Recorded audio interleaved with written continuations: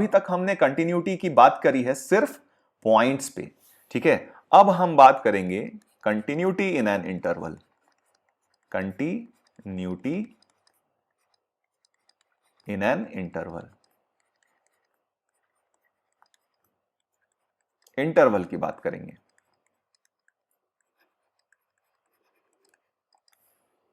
ठीक है। Continuity in an interval. अब इंटरवल है तो दो तरीके के इंटरवल होते हैं हमारे पास, एक ओपन इंटरवल होता है, एक क्लोज इंटरवल होता है, ठीक है।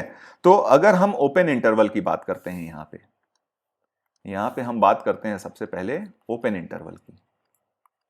ओपन इंटरवल लेट अस से a, b की। तो ओपन इंटरवल में हम फंक्शन को कब बोलेंगे कि कंटिन्यूअस है, तो हम लिखते हैं कि a function is said to be continuous, is said to be continuous in open interval AB if fx is continuous at all points all points कहने का मतलब at each and every point, that is at each and every point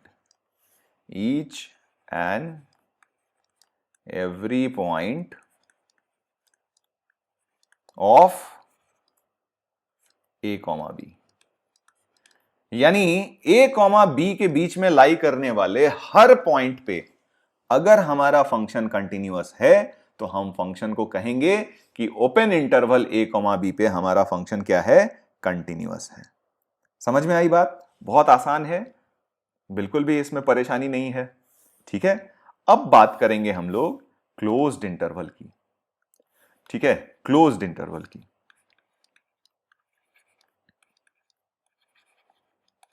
closed interval let us say closed interval a, b की। अब हमें open interval a to b पे तो continuity check करनी पड़ेगी, इसके अलावा हमें एंड पॉइंट्स पे भी कंटिन्यूटी चेक करनी पड़ेगी।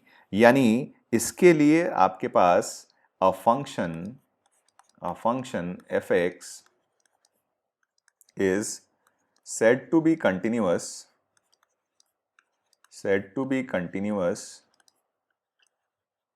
in close interval a to b if। अब इसमें दो कंडीशन आपको, इनफैक्ट तीन कंडीशन लेने पड़ेंगे। पहला कंडीशन तो ये हो गया कि fx is continuous in open interval a to b।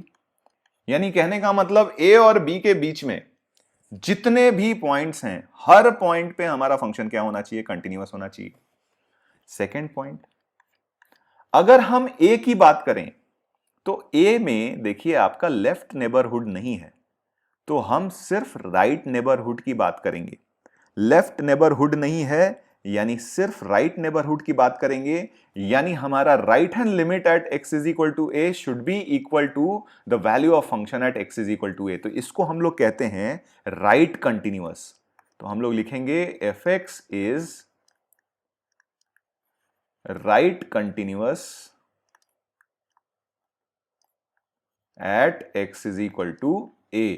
यानी कहने का मतलब यह है कि हमारा limit h approaching to 0 f of a plus h, यानी राइट हैंड लिमिट की वैल्यू f ऑफ a के बराबर आनी चाहिए, ठीक है। और ये क्या होना चाहिए, ऑब्वियसली एक फाइनाइट क्वांटिटी होनी चाहिए, क्योंकि इनफाइनाइट क्वांटिटी पे तो हम लिमिट डिफाइन ही नहीं करते।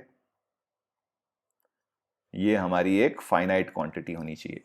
यानी अगर किसी भी फंक्शन में किसी point x is equal to a पे सिर्फ आपका RHL fa के बराबर है, तो हम ऐसा कह सकते हैं कि उस पॉइंट पे हमारा फंक्शन क्या है, राइट कंटिन्यूअस है।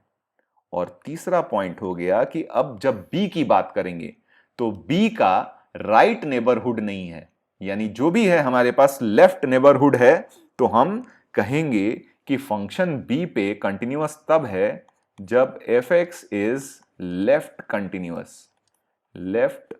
Continuous at x is equal to b। यानी कहने का मतलब यह हो गया कि that is limit h approaching to 0 f of b minus h, यानी b पे आपका लेफ्ट हैंड लिमिट, ये आपके फंक्शन की वैल्यू जो b पे आ रही है उसके बराबर होनी चाहिए, और ये क्वांटिटी क्या होनी चाहिए? फाइनाइट क्वांटिटी होनी चाहिए। यानी अगर हम बोलें कि किसी पॉइंट पे हमारा फंक्शन का लेफ्ट हैंड लिमिट फंक्शन की वैल्यू के बराबर आ रहा है उस पॉइंट पे, और दोनों वैल्यूज फाइनाइट आ रही हैं, तो हम ऐसा कह सकते हैं कि उस पॉइंट पे हमारा फंक्शन क्या हो जाएगा? लेफ्ट कंटिन्यूअस हो जाएगा। ठीक है, तो इंटरवल्स में कंटिन्यूटी बहुत सिंपल तरीके से देख लेते हैं कि भाई इंटरवल ओपन है तो ओपन इंटरवल के हर पॉइंट पे हमारा फंक्शन कंटिन्यूअस होना चाहिए, और अगर क्लोज इंटरवल है तो ओपन इंटरवल में कंटिन्यूअस होना चाहिए। और एंड पॉइंट्स पे हम लोग देख लेंगे कि अगर हमारा लेफ्ट एंड पॉइंट है यानी ए है तो यहां पे राइट कंटिन्यूअस होना चाहिए, और बी है तो यहां पे लेफ्ट कंटिन्यूअस होना चाहिए। ठीक है, तो ये हमारी बात हो गई कंटिन्यूटी इन एन इंटरवल की। ठीक है, अब इससे आगे बढ़ने से पहले, कुछ भी क्वेश्चंस करने से पहले एक और चीज हम देख लेते हैं, और वो कॉन्सेप्ट है कि चलिए हमने कंटिन्यूटी की बात कर ली, लेकिन कौन कौन से रीजंस हैं जिनकी वजह से हमारा फंक्शन किसी भी पॉइंट पे डिसकंटिन्यूअस हो सकता है। तो रीजंस ऑफ डिसकंटिन्यूटी। अब हम बात करेंगे रीजंस ऑफ डिसकंटिन्यूटी की। तो कब हमारा फंक्शन किसी पॉइंट पे डिसकंटिन्यूअस हो सकता है? तो हम लिख सकते हैं कि a function can be discontinuous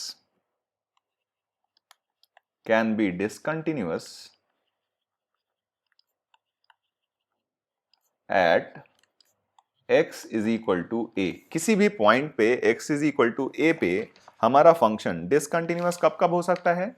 जब हमारे पास can be discontinuous at x is equal to a if, ठीक है, इफ हमारा पहला रीजन तो ये हो सकता है कि हमारा लिमिट ही एग्जिस्ट नहीं करे, यानी limit x approaching to a f x does not exist, limit exist नहीं करे। अब लिमिट कब कब नहीं एग्जिस्ट करता है? तो याद करो आप, लिमिट में हमने ये बात कही थी, तो देख रहे हो आप कि यहां पे हम काफी एक्सटेंसिवली लिमिट को यूज कर रहे हैं, और इनफैक्ट इसके डेफिनेशन में भी हमने लिमिट को यूज किया था। And that is precisely the reason कि मैं आपसे बोल रहा हूं कि कंटिन्यूटी करने से पहले आप लिमिट को एक बार प्रॉपरली अच्छे तरीके से रिवाइज जरूर कर लीजिए। तो लिमिट हमारा कब एग्जिस्ट नहीं करेगा? तो लिमिट एग्जिस्ट नहीं करने का सिर्फ और सिर्फ एक ही रीजन होता है, और वो क्या होता है? इनफैक्ट दो रीजन होते हैं कि limit x approaching to a F x approaching to a minus F X, यानी left hand limit is not equal to limit x approaching to a plus F X हो जाए, यानी दोनों लेफ्ट हैंड लिमिट और right hand limit की value अलग अलग आ जाए। ठीक है, या फिर अगर बराबर आया, यानी limit x approaching to a minus F X is equal to let us से limit x approaching to a plus F X, बराबर तो आया लेकिन मान लो ये फाइनाइट क्वांटिटी नहीं आया, is not equal to a finite quantity, यानी दोनों ही वैल्यू अगर मान लीजिए इंफिनिटी आ गई, तो फिर हम क्या कहेंगे कि यहां पे हमारा लिमिट एग्जिस्ट नहीं करता है। ठीक है, is not equal to a finite quantity आ जाए तो यहां पे हमारा लिमिट एग्जिस्ट नहीं करेगा। लिमिट एग्जिस्ट नहीं करेगा तो हम बोलेंगे हमारा फंक्शन कंटिन्यूअस नहीं है। तो पहला तो रीजन हो सकता है किसी भी फंक्शन का किसी पॉइंट पे डिसकंटिन्यूअस होने का कि हमारा लिमिट वहां पे एग्जिस्ट नहीं करे। दूसरा रीजन क्या हो सकता है?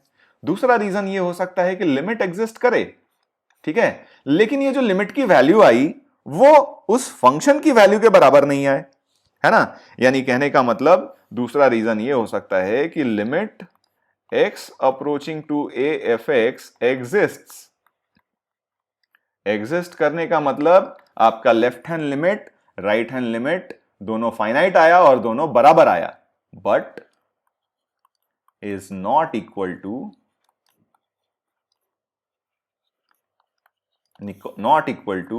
value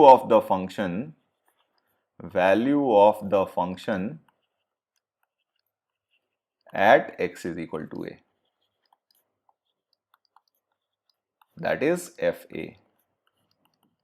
यानी कहने का मतलब यह हुआ कि आपका limit x approaching to a minus F X is equal to limit x approaching to a plus F X, यानी left hand limit right hand limit दोनों ही बराबर आए, दोनों फाइनाइट क्वांटिटी आए, लेकिन ये आपके f ऑफ a के बराबर नहीं आए। और ये हमने अपने ऊपर के एग्जाम्पल में भी देखा था कि जब हमारे पास लेफ्ट हैंड लिमिट और राइट हैंड लिमिट दोनों फाइनाइट आए, दोनों बराबर आए, लेकिन फंक्शन की वैल्यू के बराबर नहीं आए, तो हमारा फंक्शन क्या हो गया था, उस पर डिसकंटिन्यूअस हो गया था। ठीक है, ये बात समझ में आ गई होगी सबको। और आगे बढ़ने से पहले कुछ भी एग्जाम्पल करने से पहले मैं आपको कुछ और भी बातें बता देना चाहता हूं, ताकि आपको क्लैरिटी रहे कि क्वेश्चन में कभी भी आपको कंफ्यूजन नहीं हो। तो ये एक नोट करके हम लोग लिखेंगे, और ये नोट हमारे लिए काफी इंपॉर्टेंट है। ठीक है, तो कोई भी क्वेश्चन करने से पहले हम ये नोट अच्छी तरीके से समझ लेते हैं, ताकि हमारे लिए कंटिन्यूटी के क्वेश्चंस करना काफी आसान हो जाएगा। और ये नोट क्या कहता है, तो पहला पॉइंट ये कहता है कि ऑल पॉलिनोमियल्स, कोई भी पॉलिनोमियल हो, ऑल पॉलिनोमियल्स रैशनल, ठीक है, trigonometric functions,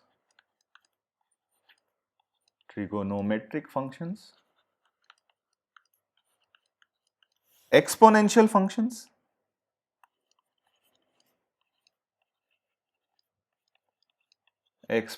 functions, and logarithmic functions.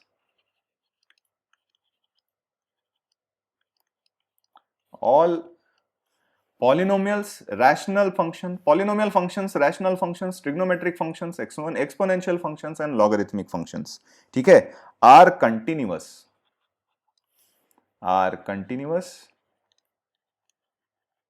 in their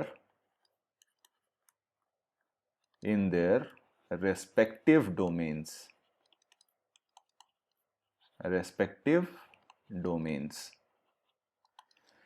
ये सारे जो फंक्शन हैं, ये अपने रेस्पेक्टिव डोमेन्स में हमेशा क्या होंगे, कंटिन्यूअस होंगे। तो कई बच्चों को ये परेशानी हो सकती है कि सर अगर हम tan x का ग्राफ बनाएं, ठीक है, tan x का ग्राफ बनाएं तो π/2 पे अगर हम देखें, ठीक है, जैसे मैं एक tan x का ग्राफ आपको बना के दिखाता हूं। लेट अस से tan x का ग्राफ है, π/2 के आजू बाजू अगर हम बात करें तो ये ग्राफ कुछ इस तरीके से जाता है। 0 से π के बीच में हमने tan x का ग्राफ बनाया। तो आप ये आर्ग्यू कर सकते हो मुझसे कि सर अभी अभी आपने बताया था कि अगर ग्राफ बनाते समय हमारा पेन कहीं उठ जाता है, ठीक है, ग्राफ बनाते समय किसी पॉइंट को क्रॉस करते हुए हमारा पेन अगर उठ जाता है, तो हम उस पॉइंट पे अपने फंक्शन को कंटिन्यूअस नहीं कहते। मैंने बिल्कुल सही बोला था, लेकिन आप याद करो मैंने ये भी बोला था कि हम कंटिन्यूटी की जब भी बात करते हैं, हम डोमेन के पॉइंट्स पे ही बात करते हैं। तो अगर आप y = tan x की बात करोगे और आप पॉइंट π/2 लेते हो, तो π/2 is not in the domain of tan x। तो अगर π/2 हमारे tan x के डोमेन में नहीं है, तो we will not discuss continuity of tan x at x = π/2, क्योंकि हम लोग कंटिन्यूटी जब भी डिस्कस करते हैं हम उन्हीं पॉइंट्स पे करते हैं जो हमारे फंक्शन के क्या हों, डोमेन में हों। ठीक है, तो यहां से आपका कंफ्यूजन क्लियर हो जाएगा। ठीक है, सेकंड पॉइंट, सेकंड और बहुत इंपॉर्टेंट पॉइंट है ये। सेकंड पॉइंट ये कहता है कि अगर मान लीजिए हमारे पास दो फंक्शंस हैं, if fx and gx are two functions, मान लीजिए fx और gx हमारे दो फंक्शन हैं, ठीक है, that are continuous at x is equal to c, that are continuous at x is equal to let us say a।